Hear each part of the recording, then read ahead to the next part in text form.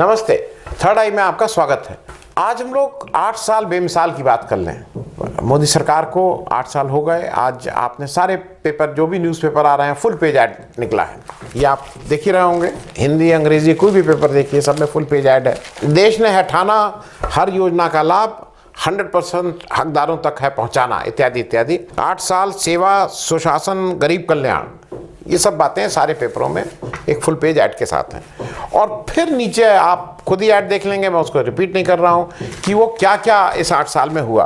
5 लाख लोग शौच मुक्त गांव हुए, 2.5 करोड़ लोगों को बिजली कनेक्शन मिला, इत्यादि इत्यादि, इस तरह की रोजमर्रा की बातें। देखिए, 2 चीज़ें हैं। जब आप 8 साल में आप खुद ही कह रहे हैं लेखा जोखा है और मैंने ऐसे ऐसे कर रहा हूँ, तो मुझे लगता है कि काम भी 2 तरह के होते हैं। किसी भी, मतलब कोई भी गवर्नेंस का काम हो, देश की सरकार हो, कोई कंपनी हो, घर हो, एक काम ऐसे होते हैं जो स्थायी प्रभाव रहता है, जिनका लॉन्ग टर्म, मतलब वो आपने किया, उससे दिशा बदलती है, इत्यादि। एक काम होते हैं जो रोजमर्रा के होते हैं। और आपको समझाने के लिए जैसे मैं बोल दूं कि एक जैसे इंपॉर्टेंट काम है, आवश्यक है, और एक अर्जेंट काम होता है, तुरंत। बच्चों को पढ़ा के आपको अच्छा बनाना है, इंपॉर्टेंट है। पढ़ाने बैठे हैं, वहाँ पे कहीं से चाकू से, ब्लेड से हाथ कट गया, तो वो पढ़ाई लिखाई छोड़ के पहले आपको उस हाथ की तीमारदारी करनी होगी, बैंडेज लगाना होगा। तो वो एकदम से इंपॉर्टेंट पीछे चला गया, अर्जेंट आ गया। तो ये चीज़ें भी आप जरा समझ लीजिए कि स्थायी काम, रोजमर्रा के काम अर्जेंट हैं कि इंपॉर्टेंट हैं, ये भी समझना होगा। क्योंकि जब आप इवेंट करने लगते हैं तो आप हरदम अर्जेंट कामों को ज़्यादा वो करते हैं, इंपॉर्टेंट काम की बहुत अहमियत नहीं रह जाती है। मैं आज इसलिए, क्योंकि तब ये 8 साल बेमिसाल को थोड़ा समझना आसान हो जाएगा हम सबको कि हम लोग कहाँ पहुँचे और उसको क्या हमें मिला इस 8 साल में। ये हम मान रहे हैं कि मान लीजिए 76 साल कोई काम नहीं हुआ, नेहरू ने बहुत ख़राब किया, लेकिन जैसे मैंने देखा है, मैं अभी क्या कर रहा हूँ, मैं आपके साथ शेयर कर रहा हूँ जो सारे प्रधानमंत्रियों के 3 बड़े अचीवमेंट जो मेरी नज़र में, हो सकता है उसके अलावा भी हो, और एक ऐसी चीज़ जो मुझे ऐसा लगता है जो उनका खराब वाला पार्ट था, जिसकी वजह से उनका जो पूरा करियर है उसमें जो मुझे लगा कि नहीं, ये चीज़ एक ऐसी थी जो उनके पॉइंट्स काटती है एक तरह से। तो सबका करेंगे। कुछ लोग, हमारे कुछ प्रधानमंत्री बहुत कम समय के लिए रहे हैं, मोरारजी देसाई साहब, चरण सिंह साहब, वीपी सिंह साहब, देवेगौड़ा साहब, चंद्रशेखर साहब, आई.के. गुजराल साहब। इनकी प्रधानमंत्रित्व काल बहुत छोटा रहा है, तो इसलिए उस पर एक पासिंग रेफरेंस की बात हो सकती है, लेकिन मूल रूप से जिन लोगों को पूरा टाइम मिला अपनी बात करने का, तो शुरू नेहरू से करते हैं। मेरे हिसाब से नेहरू का जो सबसे बड़ा, 3 अचीवमेंट में जो सबसे बड़ा अचीवमेंट, पब्लिक सेक्टर आत्मनिर्भर होने के लिए जो जिस तरह का जाल बिछाया, जिस तरह से कंसीव किया, चाहे वो भेल हो, चाहे वो सेल हो, चाहे वो BML हो, वो पूरा एक देश में उन्होंने इसको फैलाया, वो एक अचीवमेंट। दूसरा, शिक्षा और रिसर्च के क्षेत्र में IIT, IIM, AIIMS, even creativity में नेशनल स्कूल ऑफ ड्रामा, एक नेशनल स्कूल ऑफ ड्रामा जो उनका बना हुआ है, उसके बाद आज तक दूसरा नहीं बन पाया है। तीसरा, फॉरेन या इंटरनेशनल लेवल पे जो नॉन अलाइंड मूवमेंट का जो उन्होंने NAM की स्थापना की और जिसकी लीडरशिप हिंदुस्तान के पास बहुत दिनों तक रही, तो मुझे ऐसा लगता है कि ये 3 काम उनके आउटस्टैंडिंग हैं। हो सकता है इसके अलावा भी हो, आपकी नज़र में और हैं भी, लेकिन मुझे 3 ही चुनने हैं, मैं 3 ही की बात कर रहा हूँ। लेकिन क्या चीज़, जैसे होता है ना कि पूरे उसमें जो इस प्रोफाइल में कहीं धब्बा लगाती है, मार्क्स कम करती है, वो 1962 का चीन युद्ध, जहाँ पे हिंदुस्तान की हार हुई थी, तो ये उनका वो वाला पार्ट है। अब जरा शास्त्री जी की बात कर लें, क्योंकि शास्त्री जी का हालांकि टेन्योर बहुत छोटा था, लेकिन फिर भी मैं शास्त्री जी की बात इसलिए कर रहा हूँ कि वो एक कंट्रीब्यूटी में, एक तो पहले से मंत्री थे, उनके बहुत से अचीवमेंट थे, वो जब आए तो बहुत सी चीज़ें उन्होंने की, लेकिन एक सेल्फ रिलायंट इंडिया का, खास करके फूड वाले में जो उन्होंने शुरू किया, हरित क्रांति होते होते इंदिरा गांधी का समय आ गया, लेकिन जो उन्होंने शुरू किया था उसका बीज उन्होंने उस समय डाल दिया था। 1965 की पाकिस्तान के साथ वॉर, जो डिसाइसिव वॉर थी, जहां हम ठीक से जीते थे, और एक बड़ा उन्होंने काम किया था कि जो देश में एक उन्होंने जय जवान जय किसान का नारा देके देश को ये अहमियत बताने की कोशिश की थी कि देश के लिए किसान और जवान, इनकी अहमियत क्या है और ये कितने ज़रूरी हैं। जो फिर उसमें जो उनका वो पक्ष जिसको जो कमज़ोर करता है उसको, वो है ताशकंद समझौता। इंदिरा गांधी की बात कर लें, इंदिरा गांधी में हरित क्रांति को बहुत से लोग कहते हैं, लेकिन मैं हरित क्रांति, क्योंकि वो सब 19 की वजह से था, नेशनलाइजेशन और हरित क्रांति को इस तरह से हम कर सकते हैं। दूसरा, उनका 1971 की वॉर, जब बांग्लादेश का उदय हुआ, बांग्लादेश बना और सिक्किम को इंडिया में मिलाया जाना।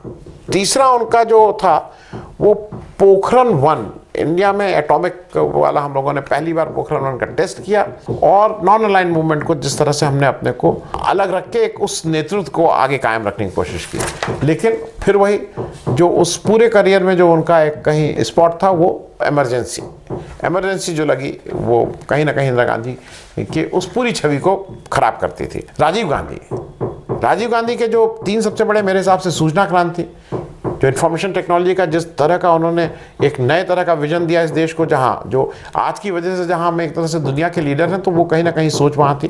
पंचायती राज, मतलब ग्रास रूट तक सरकार को पंचायती राज, और एक बड़ा काम उन्होंने किया एंटी डिफेक्शन लॉ वाला। हालांकि उसको अब हम तोड़ मरोड़ करके उसको हमने वो कर दिया, लेकिन जो स्पिरिट ऑफ डेमोक्रेसी के लिए एंटी डिफेक्शन लॉ एक बड़ी बात थी। लेकिन जो उनके ऊपर जो दाग लगता है IPKF और जो श्रीलंका मामला था उसको उन्होंने ठीक से हैंडल नहीं किया मेरे हिसाब से। VP सिंह का मैं क्योंकि बहुत कम समय के लिए थे, लेकिन फिर भी मंडल उन्होंने लागू किया, जो एक समाज के जो बैकवर्ड लोग थे उनके लिए एक बहुत बड़ा बात थी, लैंडमार्क, मतलब वहाँ से इतिहास बदला। लेकिन उनका जो वो पक्ष जिसको वो भूलना चाहेंगे मेरे ख्याल में वो बोफोर्स था, क्योंकि बोफोर्स में कुछ निकला नहीं, कुछ फाइनली कुछ प्रूव नहीं हो पाया। चंद्रशेखर जी का बहुत छोटे समय के लिए उनका था, तो इसलिए नहीं। नरसिम्हा राव जी का मुझे जो सबसे बड़ा वो लगता है वो ग्लोबलाइजेशन। उस समय हिंदुस्तान जो वैश्वीकरण दुनिया में हो रहा था, उसके गेट खुले और फिर हम लोग एक सीमलेस ट्रांजैक्शंस की बात होने लगी, इत्यादि इत्यादि।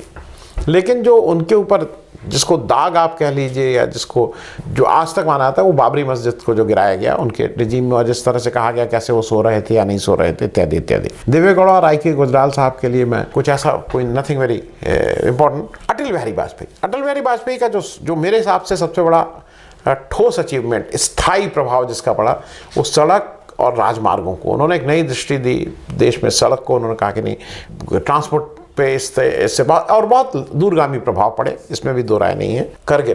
करगिल युद्ध जिस तरह से हम लोगों ने एक पाकिस्तान को मुंह तोड़ जवाब दिया, वो भी है। और मैं एक चीज़ को और अटल बिहारी वाजपेयी की बड़ा अचीवमेंट मानता हूँ, जो उन्होंने पाकिस्तान से रिश्ते नॉर्मल करने की एक ईमानदार पहल और कोशिश की, चाहे वो लाहौर बस यात्रा हो, चाहे परवेज़ मुशर्रफ को इंडिया बुलाना हो। मैं उसके डिटेल्स में नहीं जा रहा हूँ, लेकिन एक ईमानदार पहल थी कि भाई ये जो एक long standing dispute with Pakistan है उसको किसी तरह से रिजॉल्व किया जाए। लेकिन उनके पूरे उसमें जो मेरे हिसाब से जो करियर में दाग लगता है वो गोधरा है। जब गोधरा कांड हुआ, गोधरा के जो उसके बाद रॉयट्स हुए, उसमें राजधर्म उन्होंने तो कहा था उस समय के चीफ मिनिस्टर के लिए, लेकिन राजधर्म का निर्वाह इन्होंने भी नहीं किया, क्योंकि अगर आपको लग रहा था कि वहाँ वायलेशन है तो आपने उनको बर्खास्त क्यों नहीं किया था। खैर, अब आ जाते हैं मनमोहन सिंह का, इसलिए क्योंकि वो पॉलिटिकल से ज़्यादा एक दूसरे तरह के विजनरी थे, इकॉनमी की बात करते थे, अर्थनीति को, देश को उन्होंने एक नए तरह के रास्ते पर डाला और हम एक डेवलप्ड नेशन की तरफ हमारी जो रफ्तार थी वो बढ़ गई। इसमें कोई राय नहीं है कि चाहे वो आधार की बात हो, चाहे वो DBT की बात हो, डायरेक्ट बेनिफिशियरी ट्रांसफ़र की बात हो, ये सब कंसीव उन्होंने किया। बहुत सी चीज़ें लागू हुई, 10 साल तक उन्होंने इस पर बहुत सी चीज़ें लागू कर ली, बहुत सी चीज़ें लागू होने वाली थी। नरेगा भी अपनी तरह का एक मतलब अद्भुत काम हुआ, और नरेगा को उस समय तो बहुत हंसी उड़ाई थी, जो बीजेपी उस समय विपक्ष में थी कि ये क्या होगा। हालांकि प्रधानमंत्री जी जब चुन के आए तब भी उन्होंने कहा था कि नरेगा की हंसी उड़ाई थी, लेकिन नरेगा की वजह से बहुत बचत हुई है। Right to education, right to information, right to food, ये सारे राइट्स जो हमारे थे, ये मनमोहन सिंह के ज़माने में ही वो हुआ। जो एक इनके अगेंस्ट जो चीज़ आती है, वो जो कोल स्कैम हुआ, जो बाद में पता लगा कि कोल स्कैम और जो 2G घोटाला, ये 2 स्कैम बड़े माने गए, और जिसको ये माना गया था उस समय कि ये उसको हैंडल नहीं कर पाए हैं और इनके यहाँ करप्शन बहुत है। बाद में पता लगा कि वो तो कैग थे उनकी, एक अपनी तरह से उन्होंने कुछ बात की थी कि इतने का लॉस हुआ, इतने का नहीं हुआ, जो नोशनल थे। तो खैर, वो एक थी मनमोहन सिंह की। अब हम आ जा रहे हैं अपने प्रधानमंत्री जी नरेंद्र मोदी जी के लिए। मेरे हिसाब से जो 3-4 चीज़ें जो स्थायी रूप से इन्होंने, जिसका ये इनको बताना है, क्योंकि हमारे हिसाब से उसका उसका नुकसान हुआ है, इनके हिसाब से उसका फायदा हुआ है। उसका फायदा बताना चाहिए था, क्योंकि इन्होंने जितनी चीजें बताई हैं इसमें आप जो भी पढ़िएगा कि पहले 9 करोड़ 75 लाख हमने गैस कनेक्शन कर दिया। ठीक है, हो सकता है एक समय 2 लाख मिलते हो, अब आप 2 करोड़ दे रहे हैं, तो वो एक स्थायी चीज थी जो ऑलरेडी चल रही थी। कुछ ऐसा नया नहीं हुआ, कोई नया अचीवमेंट नहीं है। नया अचीवमेंट जो है वो नोटबंदी था। डिमोनेटाइजेशन जिस तरह से आपने किया, उससे फायदा क्या हुआ आप बताइए ना। इस 8 साल में उससे फायदा क्या हुआ? मतलब लेटस, हम लोगों को लगता है कि नहीं उससे बहुत फायदा नहीं हो, तो हम लोग भी we want to educate ourselves. GST क्या फायदा होगा? क्या जीएसटी अच्छे से लागू हुआ? आप कहने को कहिए कि और जीएसटी मिल रहा है, और अरे भाई जब धीरे धीरे आगे हमारी पॉपुलेशन बढ़ रही है, बिजनेस का टोटल वॉल्यूम बढ़ रहा है, तो जीएसटी तो ज़्यादा होगा ही, लेकिन जीएसटी से क्या फायदा हुआ? क्योंकि देखिए, मोदी जब आए थे तो इसमें कोई दो राय नहीं, 2014 में बहुत ज़्यादा लोगों का इनके ऊपर वो था, विश्वास था, बहुत ज़्यादा लोगों की अपेक्षाएं थीं। 15-15 लाख रुपए की बात कही गई थी, काला धन लाने की बात कही थी। वो कहाँ है काला धन? कितना आया कि नहीं आया, या आ पाएगा कि नहीं आ पाएगा? वो स्थायी चीज़ें हैं, उस पर भी थोड़ी चर्चा होनी चाहिए। और एक बात मैं इसलिए उसको कह रहा हूँ, कश्मीर 370 आपने हटाया, कश्मीर आज कहाँ है? कश्मीर पे भी तो एक वाइट पेपर बताइए ना कि कहाँ कश्मीर था, फिर कितना आपने जब ये कर दिया, कश्मीर ने धारा 370 हटा दी, कश्मीर के 2 हिस्से हो गए, उससे फ़ायदा क्या हुआ?